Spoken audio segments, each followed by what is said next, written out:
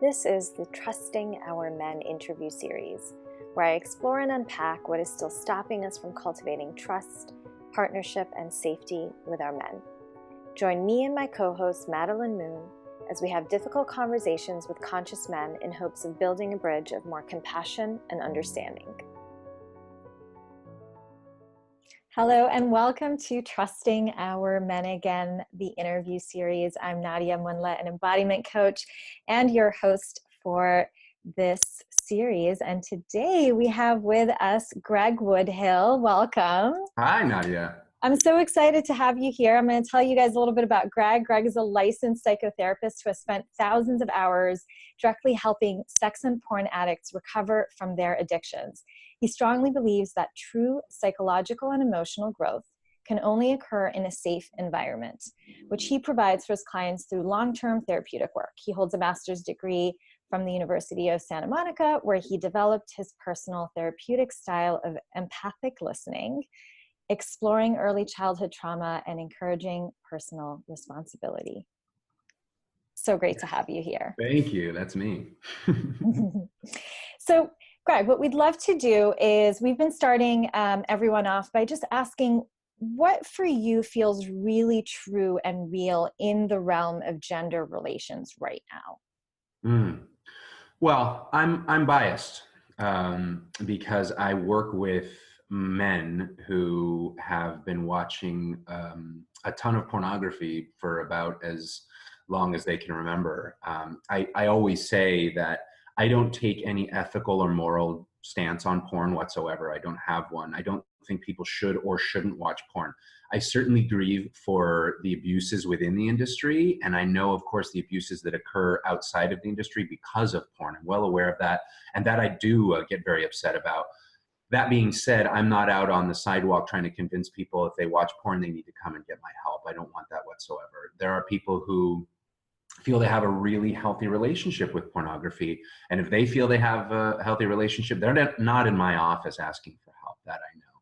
So what I think is really clear right now, especially for men in their 20s, is how much they've been conditioned to believe, whether they think that they know better or not, that their brain and their body has been really wired around the type of experiences they've seen in porn. And to me, that's really scary. I notice a lot of guys in their 20s, shockingly to me, because I think this shows a lot of understanding, and they have they're able to look in on the situation and see it accurately. Is they're angry because they feel and they see how their sexuality has been hijacked. They're really aware of this. So what I think, a couple things. One is, I think there are a lot of feelings about how to relate to, for heterosexual people, the opposite sex, for homosexual people, bisexual people, potentially the same gender, that is getting worked out through their use with pornography. And I say worked out in quotes, of course, because it's a loop. It can be kind of a poisonous loop where if a person is afraid to approach somebody that they're attracted to, and they're watching pornography to try to soothe that feeling, they're never actually learning how to do that in real life. So it's becoming this go-to to soothe and to comfort and to even get to some of the darker emotions that they have about the gender that they're attracted to, or genders, that instead of actually learning and growing, it's getting deeper and darker and more secretive. So, you know, when you talk about relations, I think that's an interesting word to use, because I think they're stilted, especially in the younger generations. I'm in my 40s, but guys in their 20s and even their early 30s, they feel gypped, a lot of them.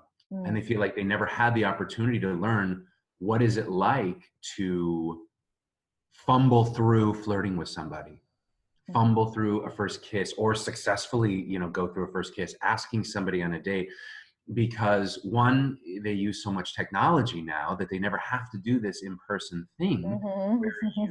Where you learn about yourself, you learn about the other people. So that's one of the things I think that is happening now. It's that the relations are being driven behind closed doors, and I'm really sad about that. because I don't think that it's able to change that way. It's almost like a feedback loop that doesn't go anywhere. Does that make sense? Totally, totally. And the piece of technology, I think, is such a key element here. So I want to like pull back and start at the beginning. Mhm. How does this start? So what have you found is the trend, especially since you're speaking to the experience of primarily those in their 20s and early 30s, which I guess would be all the millennials. Yep. Well, Yep. I guess, yeah, yeah.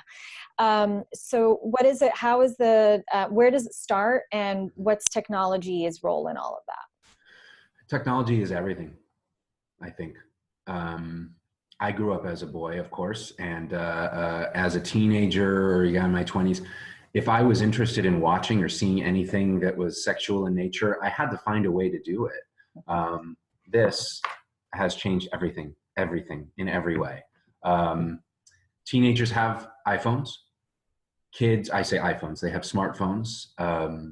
Children have iPads and tablets, and a lot of them are given free reign on it. Mm.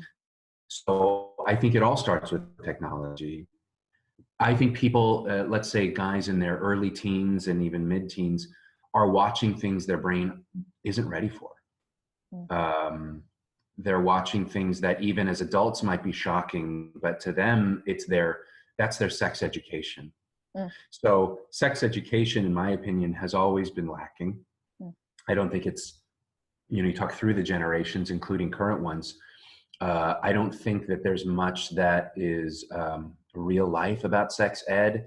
They do their best. But I think you need sex educators to do the sex education. Mm-hmm. A coach or a teacher at a school who's teaching a curriculum, I'm sure they do fine.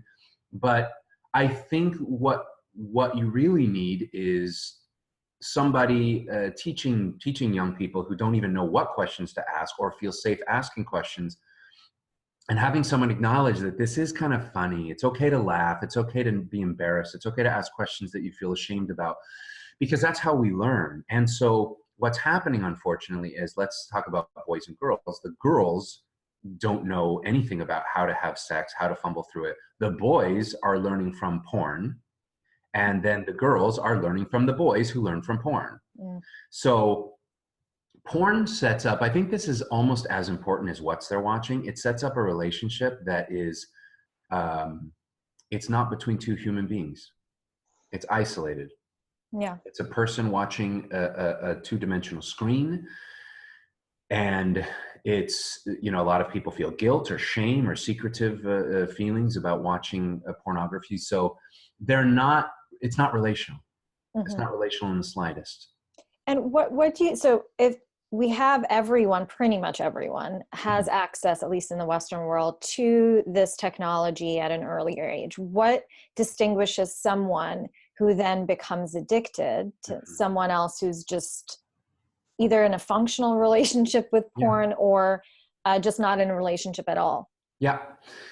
Excuse me. With porn, it's hard to know, as far as like a chicken or the egg type of question. Mm. What type of person gravitates more toward porn becoming an addiction, and what person can just use it recreationally? What we know, what I have found, and I've read a lot of studies, but really my brain goes toward anecdotal.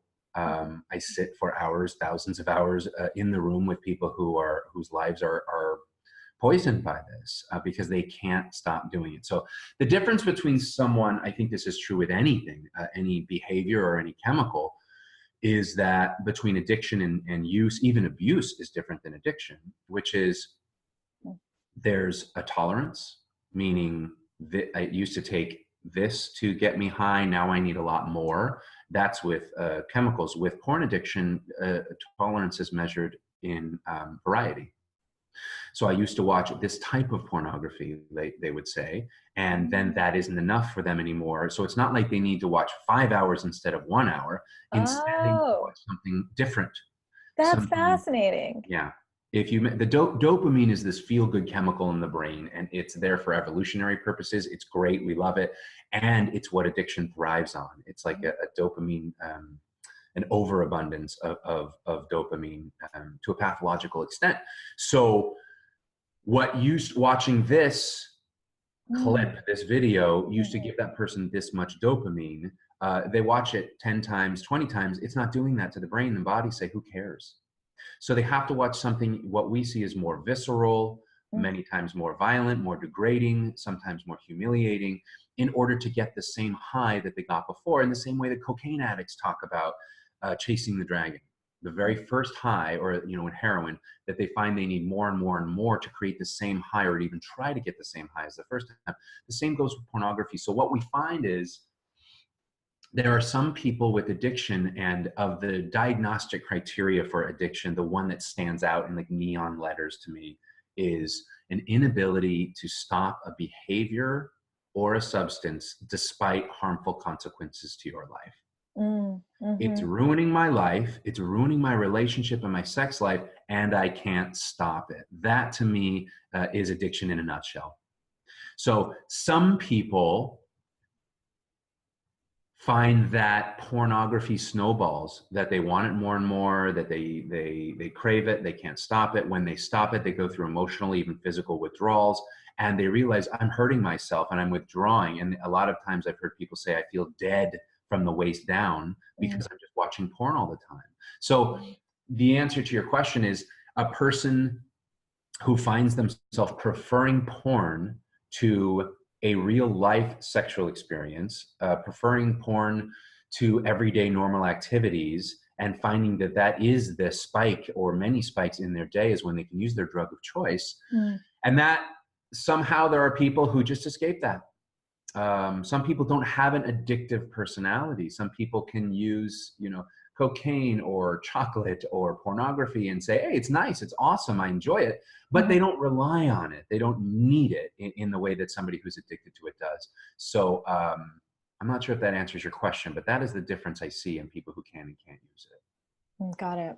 And then let's talk a little bit about the consequences, right? So if it is an addiction or even just abuse, what is it that you are primarily seeing? Because my sense is there is a direct correlation between interacting with this technology and also being disembodied, which of course I'm very interested in as an embodiment coach. Of course. So can you speak to that a little bit? Yeah. Well, I think it's a direct correlation as far as embodiment. What I see men who, one of the reasons, other than getting caught, that's why most people show up in my office, because they got caught, whether it's with people outside of their relationship or with binging on porn, and it finally became apparent to the partner how much. What I find, so aside from getting caught, erectile dysfunction and a fear of not performing well or delayed ejaculation, to me, that is the number one reason why people come in and say, I have to stop this. It's ruining my life. I'm attracted to somebody, I get in a situation where I get lucky and they want, they're going to have sex or even fool around, and their body doesn't comply. There's nothing wrong with them physically. If they went to a urologist, or even with pornography, like, they have no problem getting an erection. But their brain, basically, for those of us old enough to remember this reference, it's like a record scratch. They're like, wait, I'm with a human being now. I understand that they have needs and that we're here together in a room. My brain says this over here is what I'm used to getting aroused by. Not just the dopamine spikes, because what happens when the brain gets flooded with dopamine is they watch the pornography. And what we're talking about is high-speed internet pornography. That's what exists today. Years ago, it was a VHS tape, or somebody would read a magazine, or somebody would go to a theater even and watch a movie.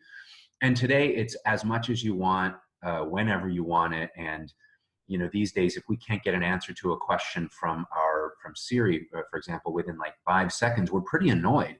That's how today's porn user is as well. Right. They can see anything. So if I had this thing that I wanted to see, for example, in pornography 20 years ago, good luck. If it's off the beaten path, how do I find it? How do I even know where to get that? Today, it's a Google search away. 5 seconds, you have 1,000 different options of what you can watch. So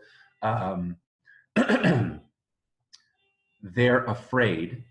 They're afraid to approach. They're afraid to to be sexual because they want to perform correctly. A lot of people, even if they are able to perform, they can't, they have trouble ejaculating. So then they're in the sex act, and it's this cruel trick of the male brain and body, is that the more you think about the problem, the more problem it becomes. So Right. there's fear, Nadia. They're afraid. And so I find a lot of people, I think what it's created is entitlement in men, a feeling of entitlement. Because if I'm a porn, an extreme porn watcher, or I should say, or a porn addict, I feel like I see you, I'm attracted to you, I should get to see you naked and being sexual. Mm. Because Mhm. that's what's being reinforced in their brain 2, 3, 10 times a day.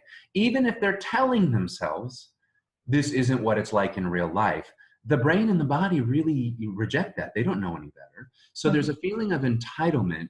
Um, there are people who I know, I don't think this is widespread, but there are people out in the world, I work mostly with men, so I'll talk about men, who will see an attractive woman out and about at a coffee shop or whatever, and they'll film her just standing there ordering coffee, because to Mhm. them, it's like capturing something that they want and that they can have for later.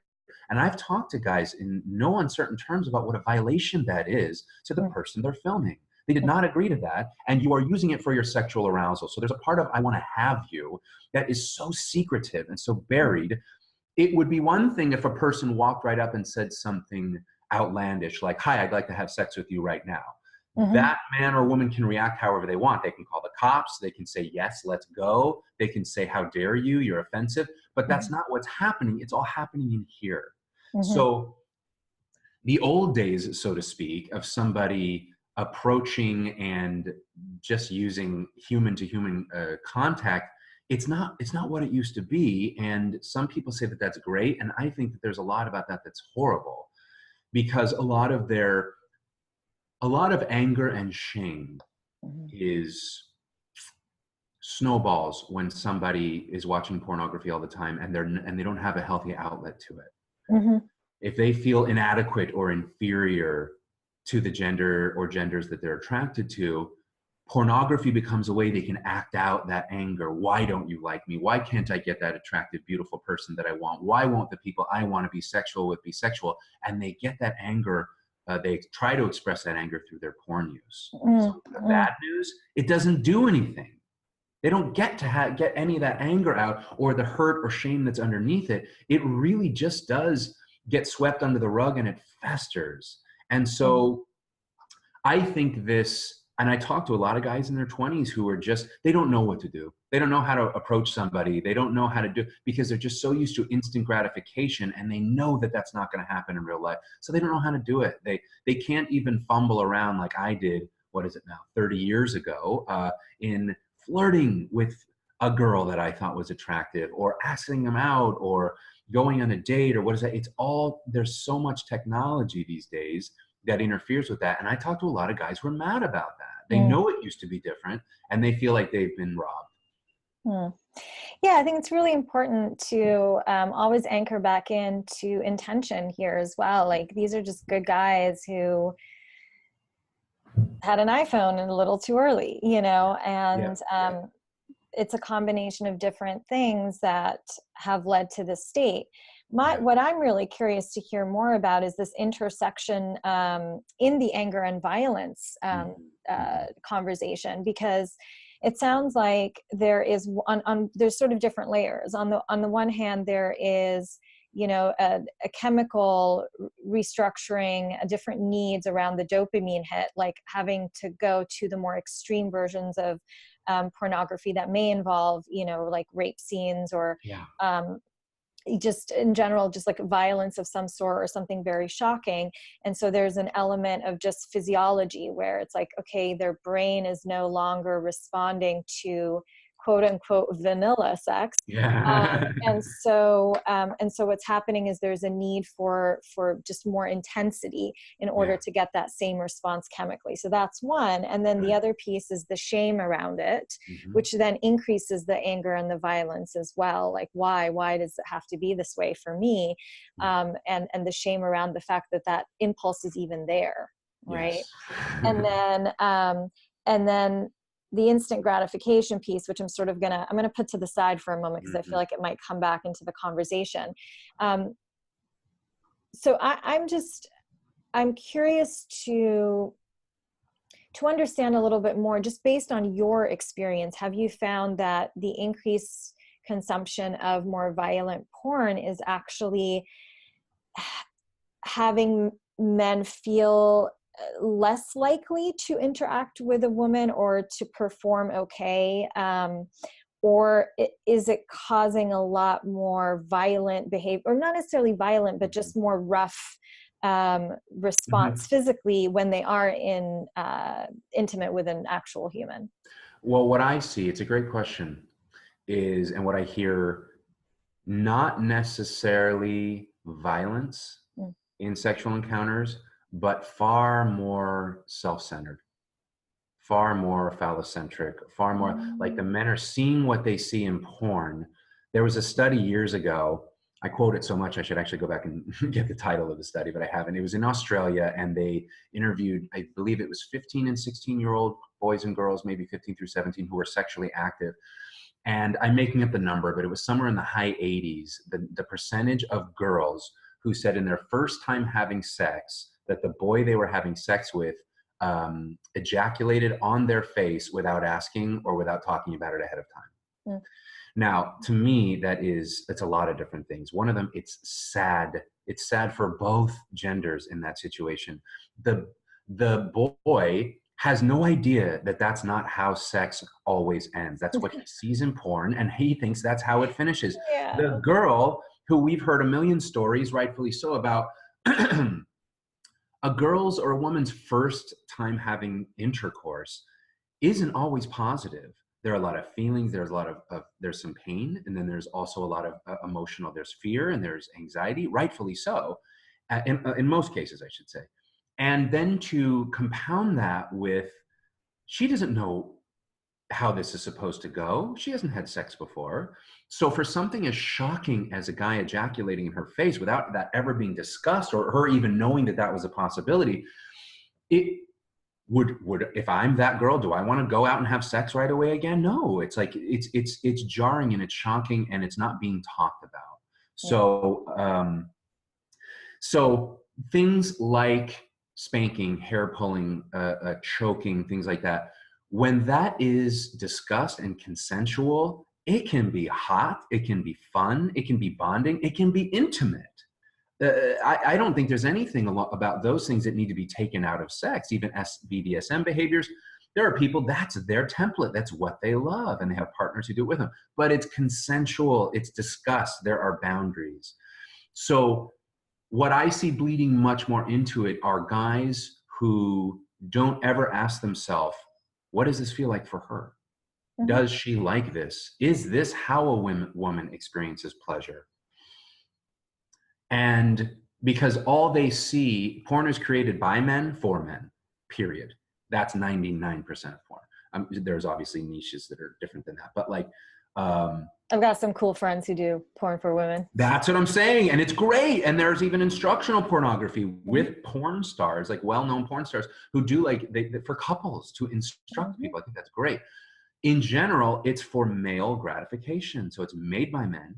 It's made for men. And so they're going to make what men think is hot. They're not going to do like, this is how you please your woman. It's to want the person to want more porn, not to go into life and necessarily be a better lover. So that's how I see it bleeding into real life. It's just things, when I say non-consensual, I don't mean that whatsoever as far as consenting or non-consenting and consenting to having sex. I'm talking just about, this is what I see in porn. This is what gets me off in porn. And then that's what they go act out in real life, to where their partner is like, there's times like, I feel like you're just masturbating on top of me, or I feel like I'm a sex doll. And in the last 5 to 10 years, you just hear infinitely more stories like that from people. They just feel like they're being used because they are, really. So it becomes much more self-focused. The other thing that you asked, I think, is so important, is about the feelings involved in it, which is, some pornography is the sexual version of yelling "fuck you" in somebody's face. Yeah. or punching someone in the face. Right.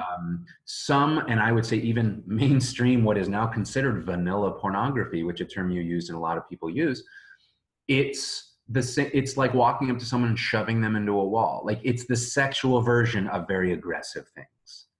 So and what is so stimulating for the viewer and so sad for us as a society is that the performers, especially the female performers, are brilliant at making it seem like that's exactly what they want. It's like they're being driven crazy by a man having sex with them that is, you know, jackhammering away at them, or that is pulling their hair, or that is being aggressive.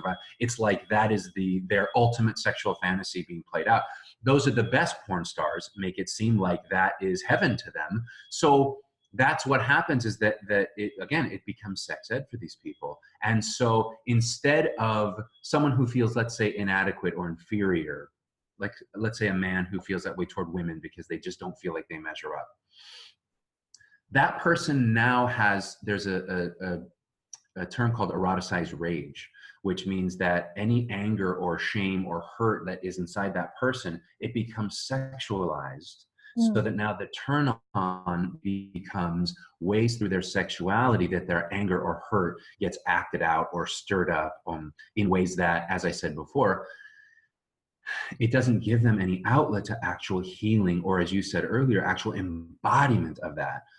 Someone acting out eroticized rage in sex or with porn is infinitely less productive than someone punching a punching bag, or crying, or screaming, or actually getting out those feelings that they have. Instead, it's all being wired around sex, and therefore, like I said earlier, it's like they're just kind of using someone as that punching bag, but in the guise of sexuality, if that makes sense. So how does rage get eroticized for someone? Is it like, what comes first? Is it known? The rage comes first. The rage comes first. Rage and shame. I mean, we all have hurt, we all have anger, we all have shame.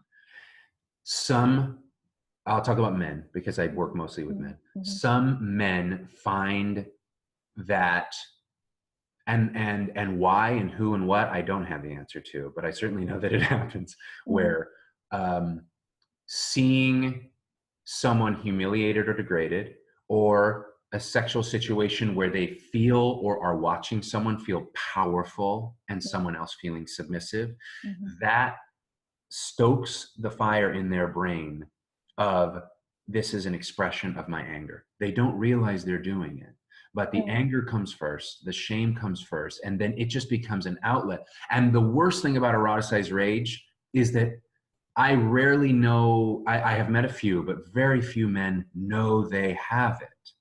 They're doing it. It's been one of the great pleasures of working with men over the years, to be able to introduce to some of them, when appropriate, to say, I have a secret for you. You really hate women, or you are really angry at all women. And I have not yet met a person who immediately doesn't say, no, I'm not. Of course I'm not.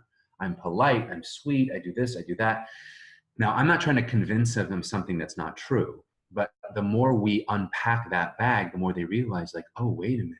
Yes, through my actions or through my feelings, I'm really angry and I didn't realize it. And that's what's sad. Let me blow a couple myths about men. Yes, please do. We have feelings. We are sensitive.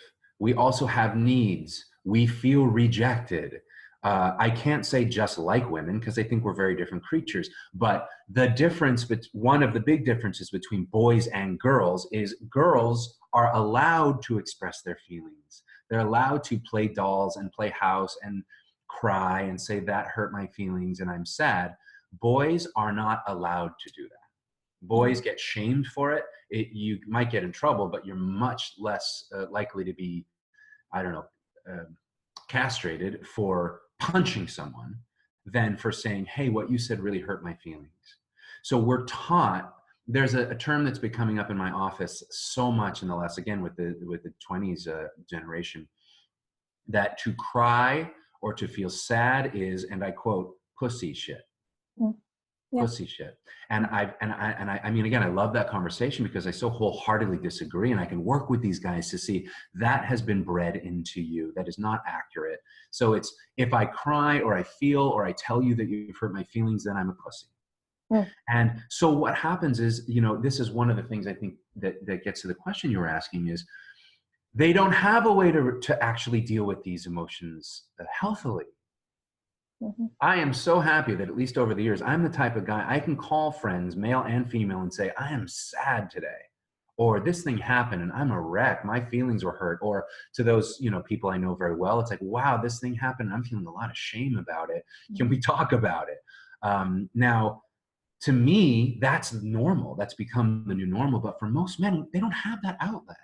And they still have all of those feelings that we're talking about. They just don't have anywhere to put them. So for some, it comes out through sex. And that can be through paying for sex and feeling powerful. It can be about paying for sex and feeling not powerful, feeling humiliated. It can be through the type of porn they watch. But it's like, I see like there's this little kid inside who is just dying to express himself or cry or pound a pillow or say I'm hurt or say fuck you, and they just don't have an outlet to do it. Yeah. Yeah. That makes me sad. Yeah. And of course, you know, taking into account that, of course, everyone should be doing the work to not show up and be assaulting, violent, or, you know, any of the above, or disrespectful even.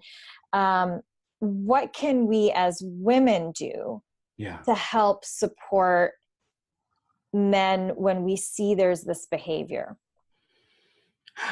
Good question. Let me see if I have an answer to that. You're talking about in one-on-one partnership type of ways, or even as friends or coaches or I would start with one-on-one partnership. That feels like probably a clearer container, but. Okay.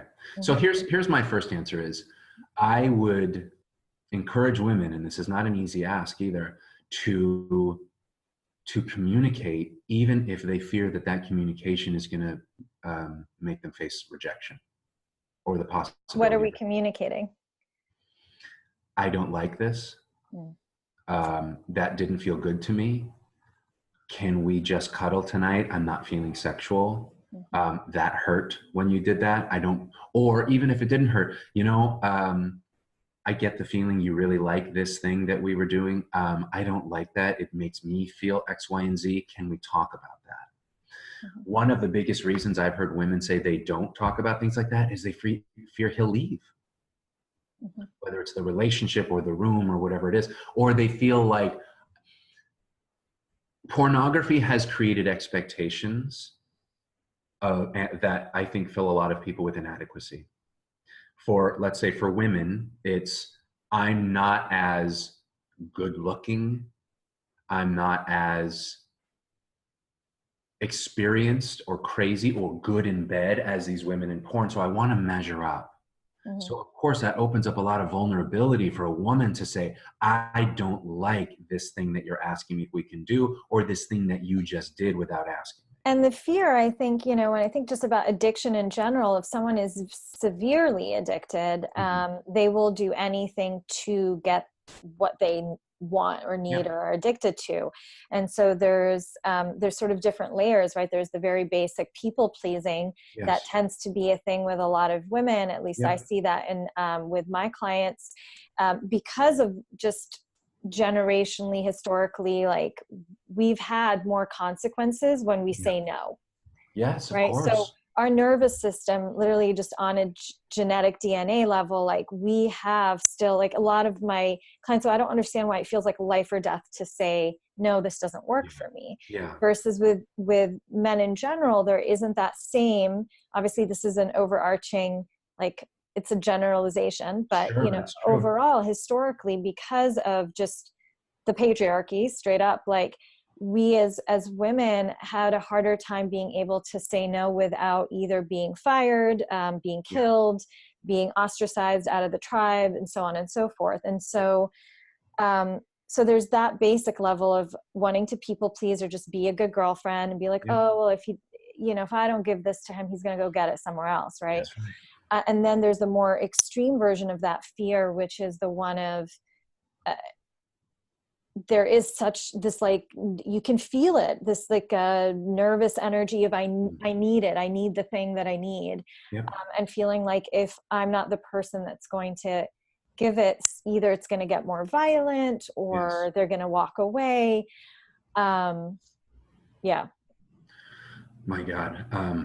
So it breaks my heart, and I know that what you're saying is accurate, and it makes me angry, actually. I was just hearing this in politics a couple days ago, how female candidates are discussed versus male candidates, and the Oh yeah. term and likability is the big one. Likability. Is she likable? Is she not likable?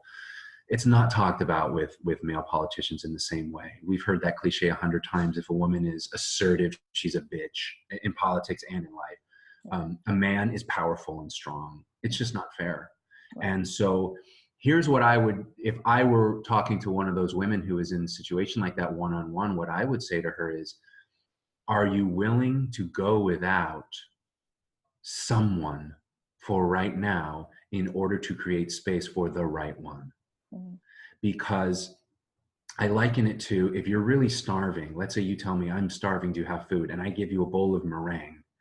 You can eat that meringue, you're kind of chewing it, you're swallowing it, and you feel like you're eating, but you're not getting any nutrients. You're not really getting satiated, but at least you say, but at least I have a bowl, and at least I'm putting something in my mouth and I'm chewing it and swallowing it. But I'd say, but it's not food. It's not really what you want. That's what I would say to a woman in the situation you're talking about, is if the answer is no, say no. If the answer is I'm not comfortable with that, are you willing, if you need a man to be happy with you dealing with all the things he wants to act out on you, I would say, I sure hope that's not your man. Mm-hmm. Unless those things collude with what you want sexually or romantically. So it's like my best advice, and this might be great advice, it might be horrible, I don't know, is to take the risk of being honest and holding your boundaries. It doesn't matter if your boundaries are great or if your boundaries are horrible, if they're healthy, unhealthy, if people like them or don't like, doesn't matter. They're your boundaries. Mm-hmm. If this doesn't feel good, then I would say to somebody, you have to say it. Now, you said it perfectly, like cellularly, a woman has been programmed to not say that, or to say that and have dire consequences as a result. But I guess I would say, is that the partner you want? Mm-hmm. You want to keep around a partner who is making you feel uncomfortable just to be the good girl. And I mean, I don't think there is, like, even the things I'm saying, I would understand if 1,000 women heard my words and say, that's bullshit because X, Y, and Z. And I'd listen and I think you're right. But where do we go? And I think that's the start. Mm-hmm. The start is empowering women to say, even though my gut tells me I should make him happy and I should be go along and say yes or say this is okay. Can we start with women saying, I'm not comfortable with this? And right. Teaching, because if in male-female relationships, if women aren't the ones teaching the guys, then porn is. Right. Right. Your thoughts about that? I don't know. Yeah. I mean, I love that. I feel like ultimately, with all these conversations, we want to make sure we're holding everyone accountable on both sides. So even if we are speaking about porn addiction, which maybe primarily is a male situation, that still, as women, we look at, well, what can we pull from this? So yes, this is a shadow of where we've evolved in terms of our technology in the Western world. And with every shadow, there's light. And so it's like, what can we pull out of that in order to start to, because my personal spiritual belief is one of everything is happening for a reason, and not just in that cliche way, but collectively, when we start to see shadow, when we start to see things not going really great, I truly believe that there is an order in the chaos from a much bigger natural process perspective. And so, with something like this, like porn addiction, it's asking the women also to look at, where are we not speaking what we actually need? Because if every woman was like, nah, this don't work. Yeah. Unless of course it does, then great, have a great time. Sure, right. But if it's like everyone's saying, no, this is not going to work for me anymore. then, you know, the men are going to have to readjust, because otherwise we're not going to move. We're not going to get anywhere. So, Yeah. so I love this. I think that this is a really great place to land, Yes. in terms of still being like, okay, the guys got to go do their work with people Yes. like you, with themselves, with others, in men's groups. And there is a little piece that women have to do as well. That Yeah. might And not can I necessarily, yeah, go ahead. I just want to say one thing, because I so agree with you. I want to very, very specifically say a little piece is the perfect way to say it. I think this is on us. I think this is on men to change. Your question was a great one, is what can women do? How can we be a part of this changing? But I don't think it's women's responsibility. I just think it's like, if you're going to do anything, what is a woman going to do? I think this is on men. And a lot of men, including men who are porn addicted, who I've talked to for years, you know, at a time, they want connection. They want a feeling of connection, and porn is the closest they get. So it is on men to talk about this. I think this should be talked about.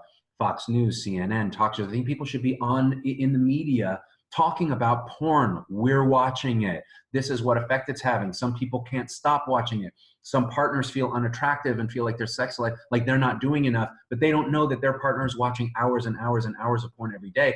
So they're taking it on themselves when it's not their fault. This is on men to change. And I think we have to. I think, especially this generation, it's just getting worse and worse. And men have to own the fact that they're disembodying their sexuality, and they're getting connection from an inanimate object. It's like, I have Siri, let's say, for example.